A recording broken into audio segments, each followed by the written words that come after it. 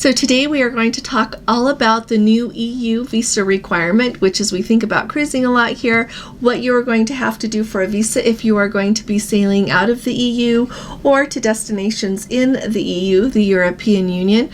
And we're also going to talk about what happens if you want to take your package off of your booking or you want to switch your package like from the Premier down to the Plus package. We're going to talk about that so that you are aware of what's going on with that when you make your choice.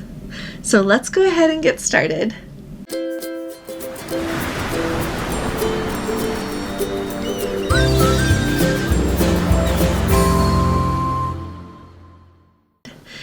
Hi there, this is Allison with Let's Go Travel Tips, and today is Tuesday. It's August 15th of 2023. I would like to start off by inviting you to please subscribe to our channel. We'd love to have you in our Let's Go family and as a member of our amazing community here. I think that together we are so much more than we are separate, so hit that subscribe button. Also, if you appreciate my updates, would you please give this video a thumbs up? As odd as it may seem, that really does help out our channel, so thank you very much. So first of all, those visas that everyone is talking about is a new requirement that is due to come into action in 2024. On the website with all of the information about that, it's called an ETIAS. The information about that for a long time said that it was going to start November 1st of 2024. Well, that date is gone from the website, and so I am not certain, it has not been posted anywhere, the date that is actually going to start. But as we look at that, we want to be prepared. So first of all, I would add that there are so many, I notice in videos and news stories about it, that it seems like everyone should be worried about it. And I have gone through all of the requirements, I've looked at it, and it's another hoop to jump through, but it seems like a really easy hoop, and I don't think it's going to be a big deal at all. So once they actually release the date and the site is live to actually go ahead and apply for it and everything, I'm going to do that because we've got cruises in Europe next year, and I'll take you with me as we do it. We'll walk through it and I'll show you how to do it so that you don't have to worry. But really quickly, I want to give you some of the information that is out about it right now so that you can kind of be thinking about it and know what to expect. So first of all, like I said, the requirement is going to be to have a visa to enter the EU, and it's going to depend on what country you are from. Since I am from the United States, I am more familiar with what is required from the United States. So you are simply going to go on a website, fill out the application, and within a couple of minutes at the very most, it says you are supposed to get your number back, and it's supposed to be that quick. If you have maybe a little bit more complicated history, it can take up to 96 hours because it will have to be hand checked is what they say. But it seems like it's going to be very straightforward and not a hard thing. Right now, it's not set to have any requirements for anyone who is entering the United Kingdom. Since the United Kingdom is no longer a part of the EU, Great Britain, and all of that, this requirement does not extend to them, okay? It's just for the EU and the countries that are part of the EU, all right? Along with that, if you are someone that has a dual passport and you've got an EU passport, you can enter the EU with your EU passport and not have to have the visa, okay? Another thing I wanted to make really clear that did occur to me, I know that historically we think of visas as being something that takes a lot of time to acquire, a lot of hoops to jump through, but this is not like that at all. So I think that often when we hear about a visa, we immediately think of how it used to be to get visas to a lot of things. This is really a very streamlined whole system that they have set up in order to do this, okay? Now, in addition to having to do it on the website, if you just go to ETIAS, Google that. There's websites that talk about it, and then there's a website that is what they will be using when you have to apply for it. But super quickly, it is really straightforward information you're going to have. They say you're going to need to have your name, gender, date of birth, all of the kind of information that you needed to have, like for your passport, is what you're going to need to have in order to apply for that online. So that's really simple. It's going to cost €7. Officially today, August 15th, a euro in American money, US dollars, is $1.09. So that means it will cost $7.63. So it's not a super expensive thing that you have to worry about. And then once you do apply for that and you receive your number, it is good for 3 years. So you don't have to do it every time you go. You get that number and it works for you. Your approval works for 3 whole years. Now, if your passport expires sooner than that, and you have to get a new passport, then you have to apply again and get a new visa. Okay, but so I really like that it lasts for 3 years. That's really handy. And then once you are going to go to the EU, it says like your air carrier, your if you're traveling on a ship, like if we were going on a cruise ship, those kind of things, they will be checking that. And if you don't have it, you're not going to be able to go. It's kind of like when you get on, say you're going to go to Europe now, you go to get on the airplane, they check your passport as part of checking in. And so if you don't have a passport, you're not going. Same thing with this visa. If you don't have that, then you're not going to be going. All right.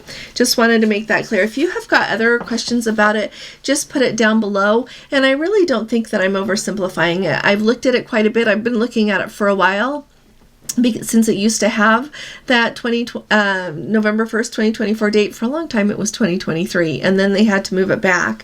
So it'll be really interesting. I was talking to somebody who was it yesterday that said, you know what, I'm betting it's going to come into effect after the Olympics are done in Paris, but I don't know. That was just one thing they thought, since there will be so many people traveling for that.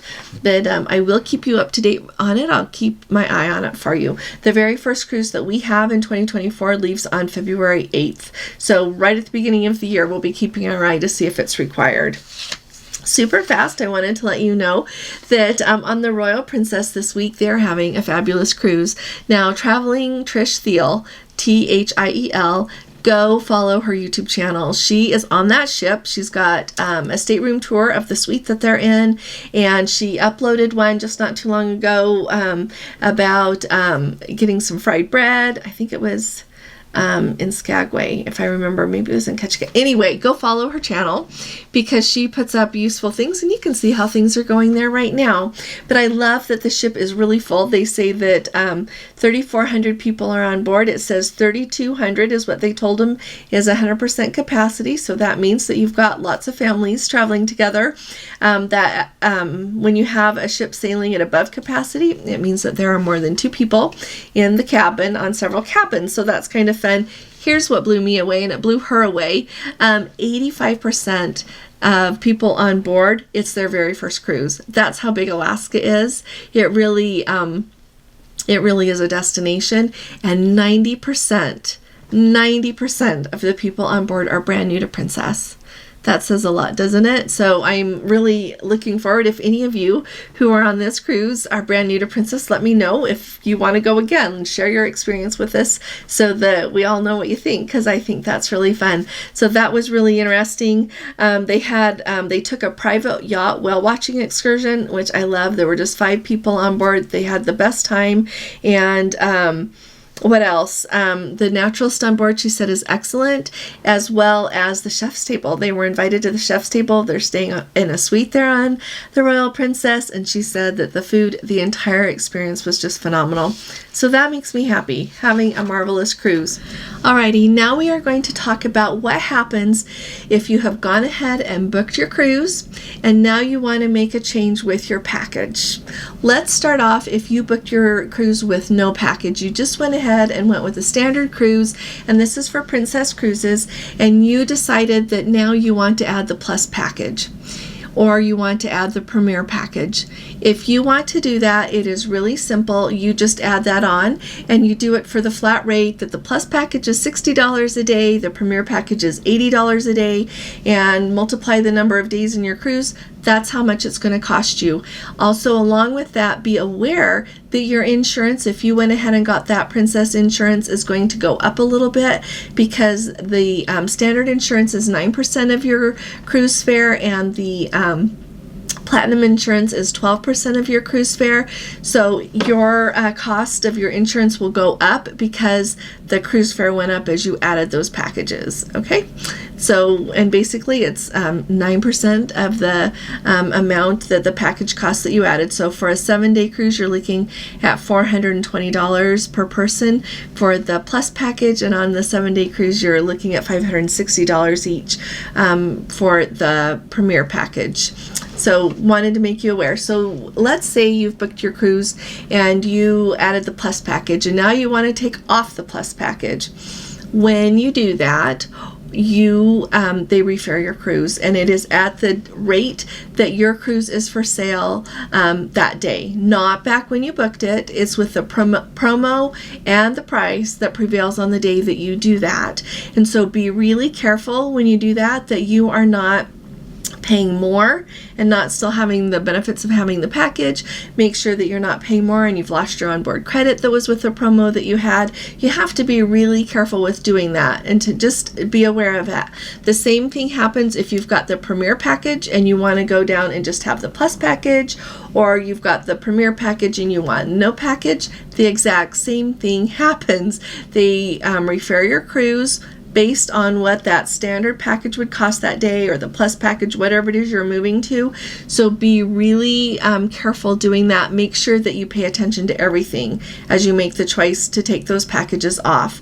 The other thing, make sure that you pay attention to your cabin, because sometimes as you do that and make those changes, like if there are only guaranteed cabins left, you have to be really careful. Just be so cautious when you make that change that you keep the cabin that you've got, that you keep your promo that you've got.